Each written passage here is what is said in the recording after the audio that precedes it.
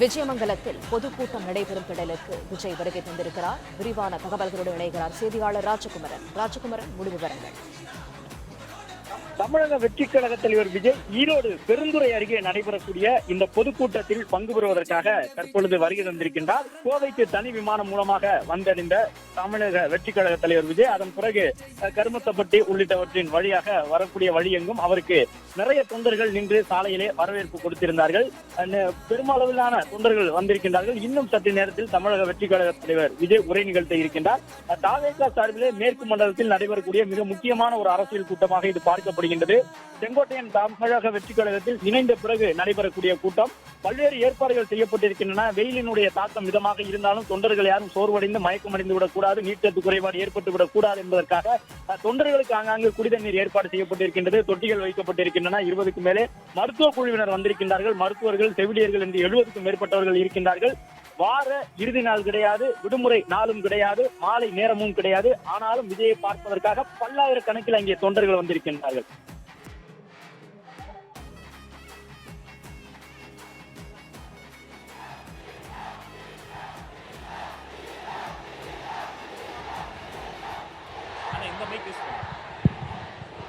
பெரியார் பிறந்த மண்ணில் வெற்றிக் கழகத்துடைய தலைவர் இங்கே வருகை தந்திருக்கிறார்கள்.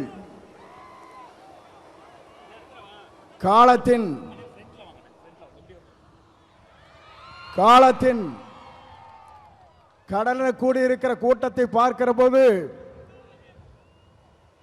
நாளை தமிழகத்தினுடைய முதலமைச்சர் என்ற வரலாற்றை படைக்கிற கூட்டமாக இந்த கூட்டம் இங்கே இருக்கிறது. எல்லோரும் சொன்னார்கள், எப்படி ஆட்சிக்கு வர வேண்டும் என்று பல பேர் கனவு காணுகிறார்கள்.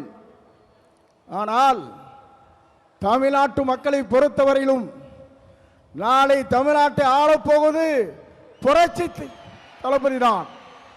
இதை யாராலும் மாற்றி காட்ட முடியாது என்ற வரலாறு தான் பெரியார் மண்ணிலே இன்றைக்கு காணுகிற காட்சியை நாங்கள் காணுகிறோம்.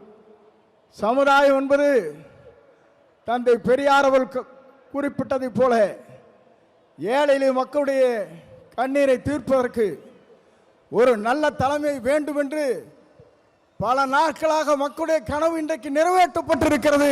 மிக விரைவிலேயே தான் அந்த கனவு என்பது எல்லோரும் கூடுவார்கள், கூட்டம் கூடும், கலைந்து போகும். ஆனால் நம்முடைய கூட்டத்தை பொறுத்தவரையும் எதிர்கால தமிழகத்தை உருவாக்க இருக்கிற வெற்றிக் கழகத்துடைய தலைவர் அவருடைய வரலாற்றை படைப்பதற்கு இங்கே பெருந்திரளாக இங்கே வருகின்றிருக்கிறீர்கள். அதோடு மட்டுமல்ல, சிலவே நினைக்கிறார்கள் தலைவரை பொறுத்தவரையிலும் மனிதனை மிக்கவர், நல்லவர், வல்லவர், உங்களுக்காகவே வாழ்ந்து கொண்டிருப்பவர் என்பதை மறந்துவிடக்கூடாது. ஏனென்று சொன்னால் ஒரு ஆண்டுக்கு 500 கோடி ரூபாய் வருவாய் அது தேவையில்லை என்று விட்டு மக்களுக்கு பணியாற்றுவதற்கு ஒரு தலைவர் வந்திருக்கிறார் என்று சொன்னால் உலக வரலாற்றில் புரட்சி தலைவரை பார்த்தேன். இன்றைக்கு புரட்சி தளபதி இன்றைக்கு காணுகிறேன். ஆகவேதான் மக்கள் இங்கே திரண்டிருக்கிறார்கள். என்னை பொறுத்தவரையிலும் இது தீர்ப்பளிக்கிற கூட்டம்.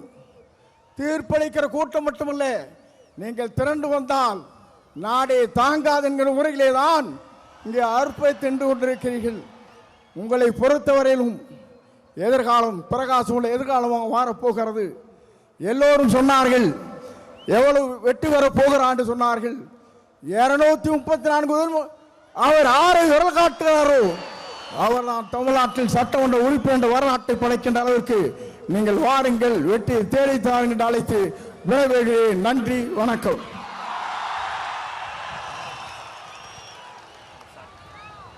பிளே ஸ்டோர் மற்றும் ஆப் ஸ்டோரில் இருந்து பாலிமர் செயலியை QR கோடு மூலம் பதிவிறக்கம் செய்யுங்கள். செய்திகளை உடனுக்குடன் பெறுங்கள்.